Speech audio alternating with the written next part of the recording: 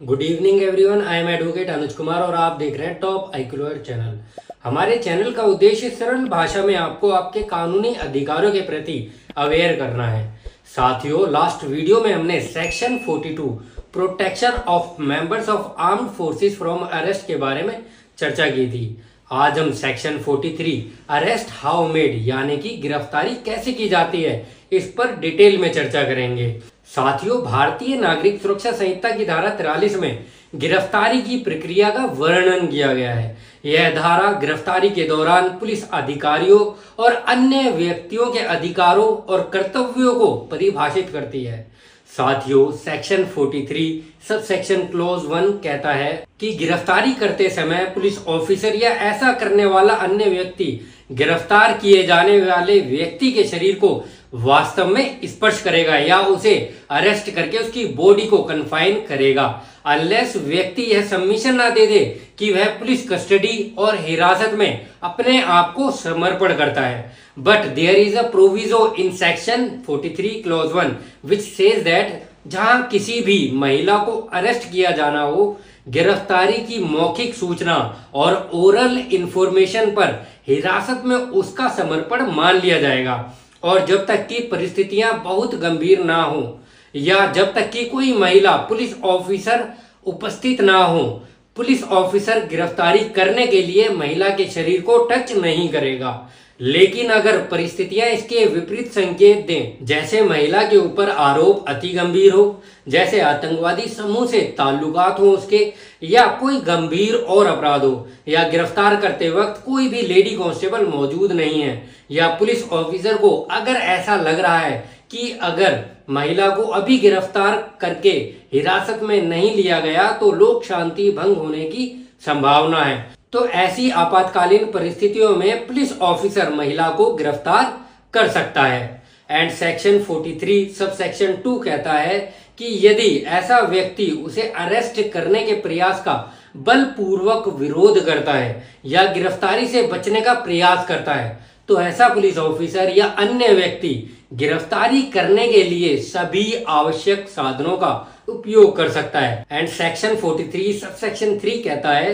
कि police officer अपराध की प्रकृति, ऑफेंस के नेचर और गंभीरता को ध्यान में रखते हुए किसी व्यक्ति को अरेस्ट करते समय या ऐसे व्यक्ति को कोर्ट के आमने सामने पेश करते वक्त या कोर्ट के सामने पेश करते समय हथकड़ी का प्रयोग नहीं कर सकता जो हैबिचुअल या रिपीटेड ऑफेंडर या बार बार अपराध करने के आदी हों, या जो पुलिस हिरासत से भागे हुए मुजरिम हों, या जिसने organise crime, terrorist act, drug related crime या हथियारों और गोला बारूद का अवैध और इलीगल पोजेशन हो, या किसी का मर्डर किया हो या बलात्कार किया हो, या एसिड अटैक या counter fitting of coins and currency notes, या ह्यूमन ट्रैफिकिंग और मानव तस्करी, बच्चों के खिलाफ यौन अपराध या राज्य सरकार के खिलाफ अपराध किया हो। एंड सेक्शन 43 सब सेक्शन 4 कहता है कि इस धारा में ऐसा कुछ भी नहीं है जो किसी ऐसे व्यक्ति की मृत्यु का कारण बनने का अधिकार देता है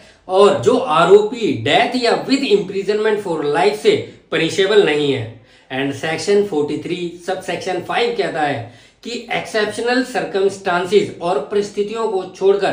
किसी भी महिला को सूर्यास्त के बाद और सूर्योदय से पहले अरेस्ट नहीं किया जाएगा, और जहां ऐसी एक्सेप्शनल सर्कमस्टांसिस और परिस्थितियां मौजूद हैं, महिला पुलिस ऑफिसर एक लिखित रिपोर्ट बनाकर judicial magistrate of first class की पूर्व अनुमति प्रायर परमिशन प्राप्त करेगी जिसके स्थानीय क्षेत्राधिकार के भीतर अपराध किया गया है या गिरफ्तारी की जानी है।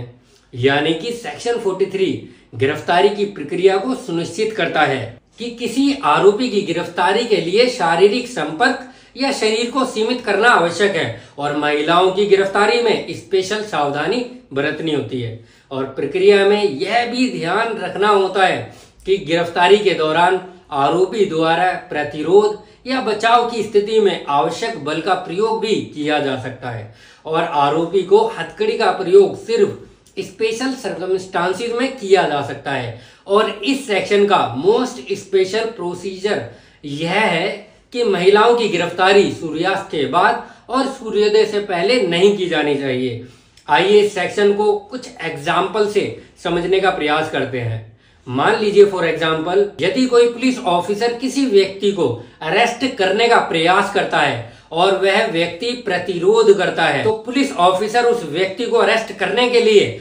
आवश्यक बल का प्रयोग कर सकता है। या फिर मान लीजिए फॉर एग्जाम्पल, यदि कोई महिला पुलिस ऑफिसर किसी महिला को अरेस्ट करने का प्रयास करती है तो अननेसेसरी उस महिला आरोपी की बॉडी को टच करने से बचना चाहिए। या इस सेक्शन को एक और एग्जाम्पल से अगर हम समझें तो मान लीजिए फॉर एग्जाम्पल, यदि किसी व्यक्ति पर कोई आरोप है और ऐसी कंडीशन में यदि कोई व्यक्ति गिरफ्तारी के दौरान सुसाइड कर लेता है या पुलिस ऑफिसर उसकी मृत्यु का कारण बनता है, तो ऐसे पुलिस ऑफिसर को जिम्मेदार माना जाएगा। साथियों, उम्मीद है कि इस जानकारी से आपको सेक्शन 43 समझ आ गया होगा कि धारा 43 गिरफ्तारी की प्रक्रिया को डिफाइन करती है। पुलिस ऑफिसर्स और अन्य व्यक्तियों को इस धारा का पालन करना चाहिए ताकि मानवाधिकारों का संरक्षण व प्रोटेक्शन किया जा सके और कानून व्यवस्था बनी रहे। साथियों, अगर आप ऐसे और भी महत्वपूर्ण लीगल अपडेट्स चाहते हैं